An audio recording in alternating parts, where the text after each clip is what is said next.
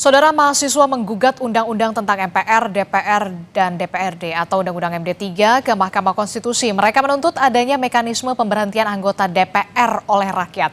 Menurut pemohon, partai politik sering memberhentikan kadernya tanpa alasan yang jelas. Tetapi di sisi lain ketika ada anggota DPR yang semestinya diberhentikan, partai politik justru tidak mengambil tindakan tersebut. Kita akan bahas soal ini bersama dengan sejumlah narasumber.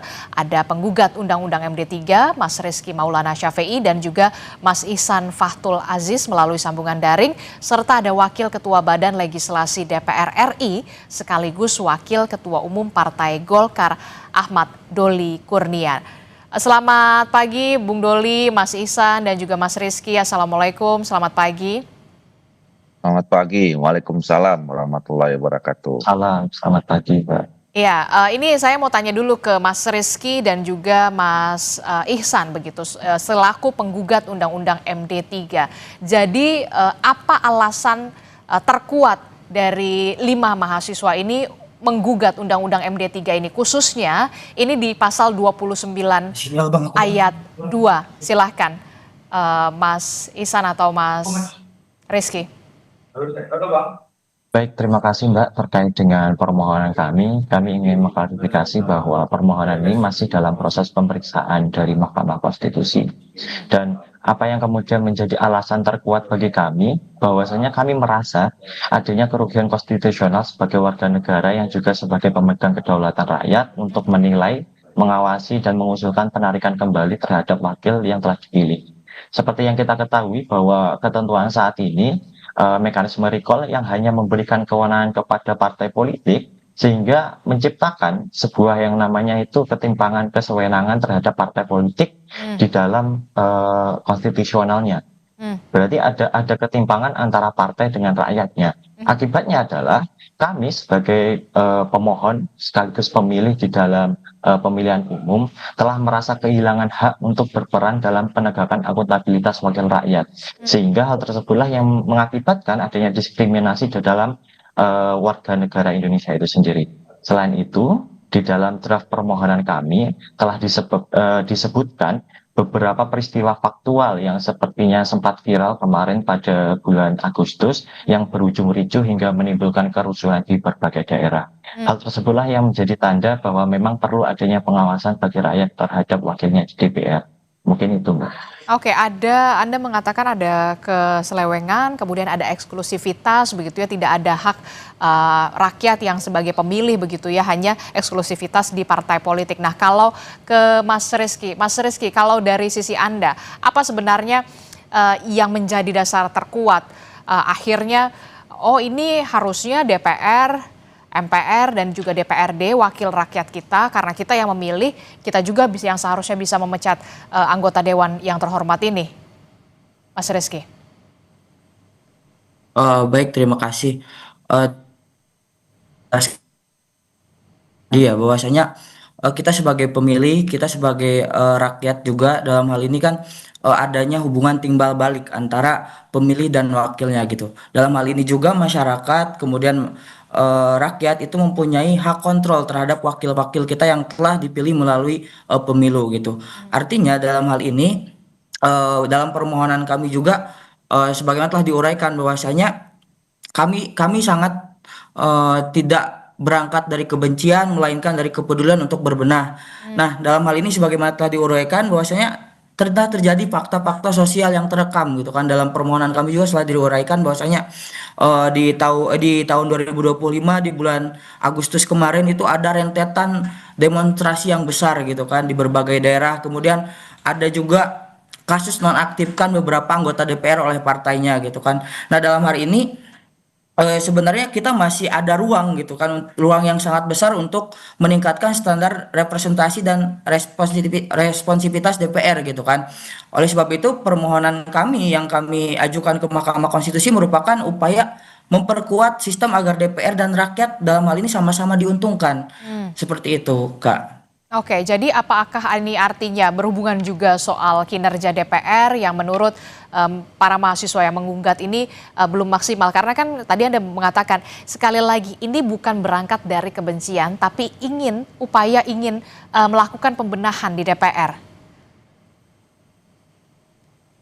Dalam dalam hal ini kami sangat tidak menegasikan lagi-lagi ya, menegasikan apa namanya, apakah dalam hal ini kami memandang kinerja DPR itu kurang ataupun tidak gitu. Tapi dalam hal ini kami melihat bukan dari bagaimana maksimal atau tidaknya. Dalam hal ini kami melihat adanya apa namanya upaya yang harus kita benahi bersama gitu kan. Harus kita upayakan bersama karena dalam dari rentetan peristiwa yang terjadi menandakan adanya kesenjangan antara wakil rakyat dengan DPR gitu kan. Dalam hal ini telah terjadi banyaknya demonstrasi itu kan mengakibatkan kerugian material dan imaterial gitu kan. Nah, dalam dalam hal ini kami menginginkan adanya kontrol dari masyarakat agar dapat melakukan recall terhadap wakil-wakilnya yang kurang merepresentasikan dari kehendak rakyatnya gitu. Kami percaya bahwasanya anggota DPR yang baik tidak akan merasa merasa takut dalam hal ketika diawasi oleh rakyatnya gitu. Kami sangat merasa bahwasanya wakil-wakil kita ketika kita menginginkan rakyat yang menginginkan sama-sama kebaikan, sama-sama kemaslahatan untuk negara, kami yakin dalam hal ini anggota-anggota DPR yang baik tentunya akan setuju apabila dikontrol oleh rakyatnya itu sendiri. Demikian, Kak. Lalu bagaimana dengan partai politik? Di sana kan juga ada anggota dewan yang di bawah naungan dari partai politik, yang punya partai politik memang seharusnya ada unsur pengawasan juga di sana terhadap anggota dewan yang duduk di DPR, MPR ataupun di DPRD. Mohon izin Kak untuk Silakan. menjawab. Terima kasih sebelumnya bahwa kami berangkat dan tidak boleh mengabaikan bagaimana proses-proses positif yang telah dilakukan di DPR, terutama di dalam menjalankan fungsi-fungsinya itu sendiri. Namun menurut kami perlu ada hal yang mungkin perlu dibenahi. Tentu masih ada beberapa catatan perbaikan yang dapat kita lakukan bersama-sama. Sebagaimana yang telah kami sampaikan sebelumnya bahwa jangan sampai ada DPR ini berjarak dengan konstituennya atau berjarak dengan rakyatnya. Hal itulah yang kemudian menginisiasi kami untuk memberikan peran lebih terhadap konstituen, terhadap wakil rakyatnya, wakilnya yang duduk di DPR. Dan kami ingin meluruskan kembali bahwa kami sama sekali tidak memberikan frasa pemecatan, pemberhentian, tetapi kami menginginkan Mahkamah Konstitusi itu untuk bisa lebih memaknai bahwa rakyat juga diberikan hak untuk mengusulkan apabila terdapat dari anggota dewan tersebut menyalahi aturan atau tidak menjalankan janji-janji yang telah disampaikannya melalui kampanye. Seperti itu, Kak. Oke, jadi intinya adalah rakyat sebagai orang yang memilih para anggota dewan ini diajak juga untuk audiensi ya ketika ada kasus-kasus yang kemarin kita lihat di bulan Agustus kemarin begitu ya. Saya ke Bang Doli. Bang Doli, ini kalau kita lihat ya, ini mahasiswa-mahasiswa yang kritis begitu ya, yang juga harus didengar tentu saja harapannya tidak ada sama sekali dasar kebencian, tapi adalah upaya untuk saling membenahi. Nah, kalau dari Bung Doli ini meresponnya seperti apa? Kalau saya sih percaya Bung Doli ini tidak akan risau sama sekali. Ya, pertama tentu saya kira kita harus memberikan apresiasi ya kepada adik-adik kita ini. Kalau tadi lihat penjelasannya kan sebetulnya niat adik-adik ini baik sekali ya. Bagaimana supaya DPR itu lebih dekat dengan rakyat, Betul. kinerjanya terjamin gitu ya, dan kemudian tidak melakukan hal-hal yang tidak baik dan seterusnya. Nah, jadi intinya adalah bagaimana DPR itu supaya memang betul-betul melaksanakan fungsinya sebagai wakil rakyat. Nah, yang kedua, memang di dalam mekanisme ketatanegaraan kita, dalam Undang-Undang 45 kita ya dijamin bahwa setiap warga negara punya hak untuk mengajukan gugatan dan seterusnya, termasuk judicial review ya. Jadi apa yang adik-adik ini lakukan adalah jalurnya sudah tepat dan dijamin oleh konstitusi sebagai warga negara Indonesia. Nah, tetapi juga perlu diingat bahwa kita ini sebuah negara tentu dibentuk dengan punya cita-cita, dan menjalankan cita-cita itu juga harus perlu ada keteraturan gitu loh. Nah, apalagi kita negara-negara hukum, nah semuanya itu diatur di dalam peraturan perundangan. Jadi ada sistem yang harus dijalankan, ada mekanismenya ya dalam menjalankan semua negara gitu. Nah, kita sudah mengatur sebetulnya ada sistem politik, ada sistem pemerintahan ya, dan salah satunya itu adalah terbentuknya Undang-Undang MD3. Nah, lebih spesifik lagi apa yang menjadi materi gugatan adik-adik ini, eh, apa namanya, yang namanya pengawasan, kontrol, saya kira itu bagus-bagus saja, baik sekali malah, ya. Dan itu semuanya harus dilakukan oleh masyarakat terhadap pemerintah, baik itu eksekutif, kemudian maupun legislatif, termasuk juga yudikatif. Jadi ada kontrol yang kuat. Ya, di situ ada juga teman-teman media, teman-teman pers dan segala macam untuk melakukan fungsi kontrol terhadap apakah lembaga-lembaga yang diberikan kepercayaan oleh rakyat ini bisa berjalan dengan baik atau tidak gitu. Nah, jadi ini menurut saya sesuatu yang berbeda. Nah, bahwa kemudian hasil pengawasan itu katakanlah diambil apa namanya secara ekstrim, lembaga yang dipercaya ini sudah tidak dipercaya lagi, katakan begitu ya, sampai pada persoalan tadi mau pemberhentian, katakanlah anggota DPR. Nah, itu kembali kepada mekanisme yang sudah kita sepakati ya di dalam aturan undang-undang itu. Nah, kalau bicara recall misalnya, sebenarnya recall itu sudah tidak ada lagi sejak era reformasi. Dulu apa namanya? Salah satu kritik ya munculnya Recall. apa namanya? Era reformasi itu adalah soal recall itu yang dulu sangat juga bisa dipergunakan oleh partai-partai politik. Nah, kalau sekarang itu juga lebih pada administratif saja. Kalau kemudian anggota DPR itu melanggar tadi ya pasal 239 itu berkaitan dengan soal ya terjadi berhalangan tetap, meninggal, sakit, tidak lagi bisa bekerja, terus kemudian melanggar hukum, melakukan tindak pidana dan seterusnya gitu, atau mengundurkan diri. Nah, jadi lebih administratif saja. Nah, kembali kepada soal tadi, kalau kemudian ya diusulkan misalnya tadi, jadi partai politik saja sebenarnya tidak bisa recall. Nah, sekarang kalau kita mau kembali kepada recall itu dihidupkan, apalagi dengan rakyat, nah itu nanti mekanismenya juga harus kita atur lebih jauh. Dan menurut saya itu akan rumit. Ya, misalnya pertanyaan begini, saya misalnya dari daerah pemilihan A, dari Sumatera Utara 3, ya, kalau kemudian saya dinilai tidak perform gitu ya. Nah, pertama yang harus kita bicarakan apa ukuran tidak perform itu, gitu ya. Tapi kalau soal Kemudian yang pelanggaran etika kedua, bagaimana, Bung Doli? nah iya makanya apa namanya itu kan harus dibuktikan dulu kan. Tidak perform itu kan bisa macam-macam. Tidak melakukan fungsinya dengan baik. Apakah itu fungsi legislasi, fungsi pengawasan, full budgeting, terus kemudian melanggar hukum, atau kemudian tidak melanggar etik dan segala macam. Nah itu kan ada mekanismenya sendiri. Nah yang kedua, kalaupun kemudian nanti misalnya terbukti, nah rakyat mana yang bisa kemudian mengajukan gugatan, ya kan? Karena kami dulu dipilih oleh daerah pemilihannya masing-masing. Apakah boleh rakyat di luar sana?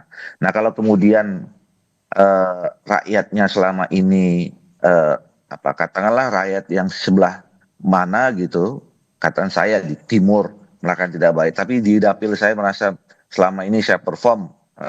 Nah itu akan panjang. Nah makanya oleh karena itu, kenapa saya kembalikan kepada soal keteraturan tadi, kita sebenarnya sudah mengatur, ya ada mekanisme rutin untuk mengevaluasi anggota DPR itu. Apa itu namanya pemilu.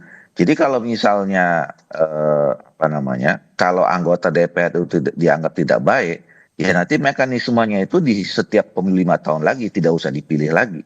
Dan itu jelas. Jadi harus menunggu 5 tahun yang lagi sudah ya, kita atur. Bung Doli, harus menunggu 5 tahun lagi ketika ada pemilu, barulah kemudian jangan dipilih nih yang anggota dewan yang ini ternyata dari segi etika tidak perform dan segala macam begitu ya.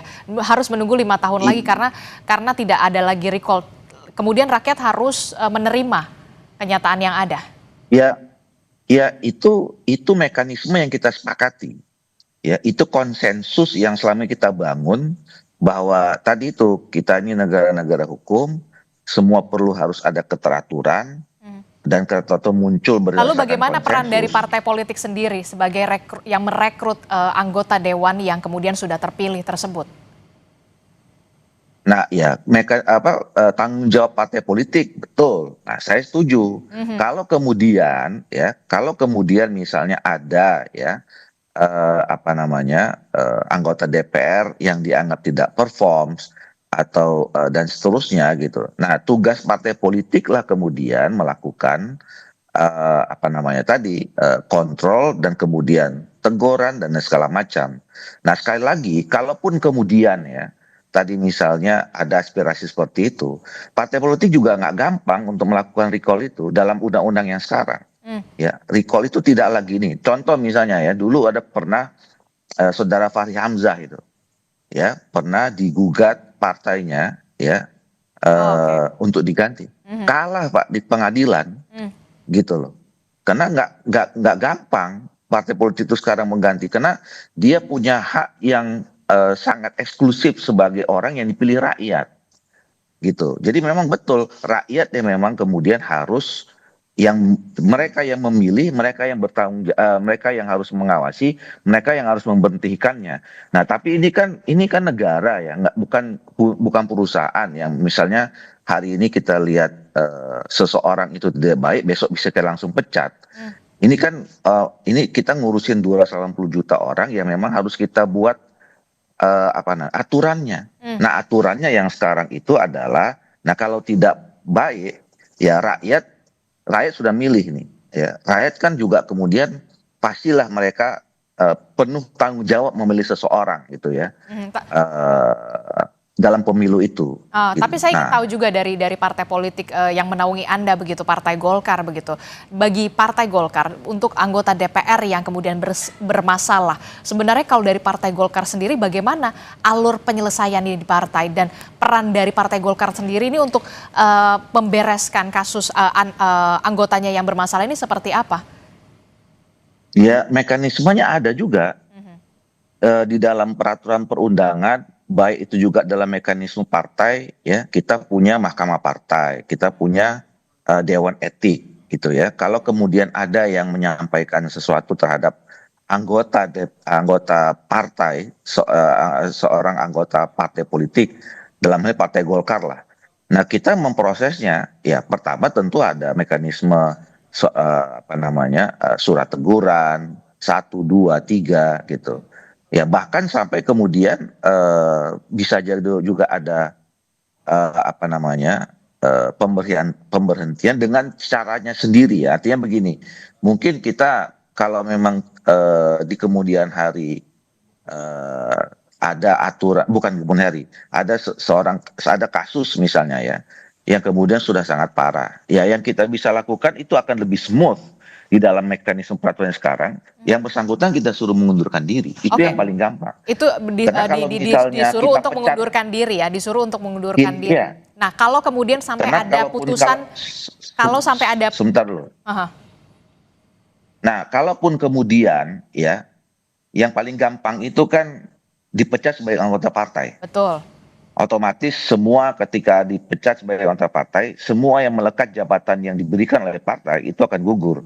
Nah, beberapa kasus kalau itu kejadian, itu tidak terjadi, ya kan? Kalau digugat, yang menang itu adalah si yang bersangkutan yang kita pecat itu. Karena memang pemecatan, jangankan mencat jadi anggota DPR, mencat partai juga tidak mudah. Kalau dimasukkan ke peradilan, ada beberapa kasus yang memang partai itu jadi kalah gitu. Oke. Saya ke Mas Ihsan atau ke Mas Rizky begitu ya. Nah, kalau kita sudah melihat penjelasan dari Bung Doli, tampaknya ini rumit sekali begitu ya. Bahkan sistem recall yang pernah ada begitu ya, kemudian di era reformasi, kemudian ini dihapuskan begitu. Nah, bagaimana Anda melihat ini nanti teman-teman dari mahasiswa? Adakah kemudian win-win solution yang bisa diberikan oleh DPR, kemudian mahasiswa untuk bisa sama-sama saling ada upaya pembenahan di sana, ada upaya perubahan di sana untuk ke arah yang lebih baik? Mas Ihsan atau Mas Rizky, silahkan. Terima kasih Mbak. Kami sebagai para pemohon sebenarnya berangkat dari beberapa permasalahan, terutama terkait dengan kebuntuan kami sebagai masyarakat terutama sebagai pemilih yang merasa ketika ada anggota DPR yang melakukan kesalahan, melakukan berbagai tindakan yang menurut kami membuat kami sudah merasa, oh ini perlu untuk kita berhentikan atau sudah melewati batas. Hal itulah yang kemudian tidak ada, kurang diakomodir di dalam khususnya Undang-Undang MD3 terkait dengan mekanisme pemberhentian. Di dalam pasal yang telah kami uji yang menjadi objek permohonan sudah jelas bahwa pasal 239 ayat 2 khususnya huruf D hanya memfrasakan menempatkan partai politik sebagai pengusul. Hal itulah yang kemudian menjadi upaya kami untuk berusaha kita benahi. Apakah kemudian pasal tersebut sudah memenuhi makna substantif di dalam kedaulatan rakyat? Apakah kemudian kedaulatan itu benar-benar dipegang oleh rakyat? Karena selama ini kami sebagai pemilih maupun masyarakat merasa kehilangan haknya, merasa tidak ada saluran konstitusional untuk bagaimana kemudian menilai, mengawasi, bahkan melakukan pengusulan terhadap pemberhentian anggota partai itu sendiri. Terkait dengan mekanisme Mbak Adisti, kami juga serahkan sepenuhnya kepada Majelis Hakim Mahkamah Konstitusi untuk menilai dan menguji apakah kemudian hal tersebut inkonstitusional atau tidak. Karena pada akhirnya Mahkamah Konstitusi lah yang kemudian menjadi lembaga yang berwenang untuk menguji apakah kemudian ini bisa dilaksanakan atau tidak. Mungkin itu dari kami, Mbak Adisti. Oke, jadi tidak ada kontrol dan juga pengawasan yang bisa dilakukan oleh masyarakat setelah memilih wakil rakyat Anda duduk di DPR ketika ada kesalahan, ya sudah tidak bisa lagi begitu ya, tunggu 5 tahun lagi, ya udah nggak usah dipilih. Mas Rizky. Sebenarnya apabila kita melihat ya sejauh ini memang mekanisme yaitu terkait MKD gitu kan. Namun apabila kita lihat lebih dalam lagi gitu kan, MKD yang hari ini itu menjadi fungsi sebagai kontrol publik gitu. Tapi kalau kita lihat hari ini itu masih perlu adanya perbaikan gitu untuk diperkuat lagi gitu kan. Makanya karena sistem berbeda recall dari konstituen. Mari kita lihat yang pertama bahwasanya sebagaimana ditegaskan oleh Mahkamah Konstitusi dalam putusan nomor 76, MKD itu sebagai lembaga etik mengalami konflik kepentingan yang inheren karena anggotanya berasal dari dan diisi oleh anggota DPR itu sendiri gitu. Kemudian yang kedua, mekanisme Tuan MK hanya dinilai berdasarkan kode etik bukan pada aspek legitimasi politik seorang wakil terhadap konstituennya. Kemudian Oke, Mas Rizky, sayang sekali sinyal Anda tidak berjalan dengan baik, audionya terputus begitu ya. Tapi terakhir saya ingin ke Bung Doli. Bung Doli, singkat saja, menurut Anda kan juga bukan orang baru yang berada di anggota dewan begitu di Senayan, juga mewakili konstituen Anda. Menurut Anda dari apa yang digugat oleh teman-teman mahasiswa ini, win-win solutionnya harusnya seperti apa, Bung Doli? Jangan juga sampai teman-teman mahasiswa ini juga merasa kok kayaknya kita tidak ada lagi pengawasan, bisa mengawasi anggota dewan ya, kurang kontrol juga ya, tidak bisa mengontrol juga. Seperti apa win-win solution ya menurut Anda, Bung Doli? Ini lagi-lagi untuk upaya pembenahan DPR. Betul. Jadi saya di awal terima katakan saya berterima kasih ya malah kepada adik-adik mahasiswa ini. Jadi secara bermakna mereka ini menyampaikan pesan sebetulnya agar kita ini anggota DPR itu harus lebih bekerja secara serius, sungguh-sungguh maksimal gitu melakukan fungsinya. Itu yang pertama. Yang kedua adalah tentu kita kembalikan, kita hargai. Ini sudah disampaikan sekarang ke Mahkamah Konstitusi. Tentu Mahkamah Konstitusi juga akan menilai ya di mana terjadi pertentangan antara undang-undang dengan Undang-Undang 45. Nah, tetapi kalau disebut soal pengawasan dan kontrol, saya kira kita semuanya terbuka kok untuk diawasi, untuk dikontrol oleh rakyat, oleh masyarakat gitu ya. Adik-adik mahasiswa masyarakat boleh menyampaikan apa saja, mengkritik kinerja kami itu boleh saja dan tidak ada yang larang gitu. Nah, tetapi kalau kemudian soal pemberhentian, nah tentu kita harus bicara lagi soal merumuskan sistem dan mekanisme yang baru. Nah, kita tidak tahu apa nanti putusan Mahkamah Konstitusi gitu ya. Tetapi ke depan saya kira perlu kita diskusikan ya, apakah secara mendalam ya mekanisme kontrol itu kalau misalnya sampai ke partai politik seperti apa ya. Makanya sekarang ini kan kita juga melakukan evaluasi tentang sistem politik kita termasuk undang-undang partai politik ya, nanti kemudian juga akan sistem pemilu misalnya ya, undang-undang pemilu. Nah, tentu itu nanti menjadi bagian yang kita harus pikirkan, mekanisme kontrol penguatan dan pengawasan lebih kuat bagaimana termasuk ke dalam sistem dan atau perbaikan undang-undang itu gitu loh. Oke, terakhir saya ingin ke Mas Ihsan atau ke Mas Rizky, apa yang ingin Anda sampaikan dari teman-teman mahasiswa penggugat ini, mumpung ada Bung Doli perwakilan dari DPR juga, silahkan, singkat saja. Yang ingin kami sampaikan yaitu adalah kepada seluruh rakyat Indonesia, khususnya pada anak muda, mari kita lebih mengenal apa saja hak-hak kita sebagai warga negara. Kemudian yang saya ingin tegaskan bahwasanya permohonan ini tidak berangkat dari kebencian terhadap DPR dan partai politik, melainkan sebagai bentuk kepedulian untuk berbenah. Kita sama-sama tidak menginginkan ada lagi korban jiwa akibat kebuntuan kontrol terhadap DPR. Kemudian bagi masyarakat Indonesia, tolong untuk sama-sama kita peduli terhadap isu-isu yang lain yang sama pentingnya, RUU KUHP, PSN, dan kerusakan lingkungan serta hak-hak masyarakat adat. Demikian adanya, Kak. Oke, silahkan Mas Ihsan. Terakhir. Baik, mungkin sama yang disampaikan dengan Mas Rizky, bahwa kami sebagai masyarakat, bahkan sebagai generasi muda, harus mengenal hak-hak yang telah diberikan di dalam konstitusi, bahwa pada akhirnya hak-hak itulah yang kemudian bisa kita ambil atau bisa kita perjuangkan untuk kemudian negara atau pemerintah ini hadir sebagai pihak yang berusaha untuk memenuhi hak kita. Apabila kemudian hak-hak kita itu merasa dirugikan atau tidak terpenuhi, masih banyak jalur konstitusional termasuk dengan pengujian undang-undang untuk bisa kita ajukan. Untuk itu kami mengharapkan seluruh masyarakat Indonesia untuk terus mengawal, terutama mengawal jalannya proses persidangan pada permohonan kami. Sekian dan terima kasih. Oke, baik, terima kasih Mas Ihsan telah bergabung bersama kami. Kemudian ada Mas Rizky, Bung Doli, terima kasih juga sudah memberikan penjelasannya kepada kami semua. Sehat selalu teman-teman mahasiswa dan juga Bung Doli. Assalamualaikum, selamat pagi.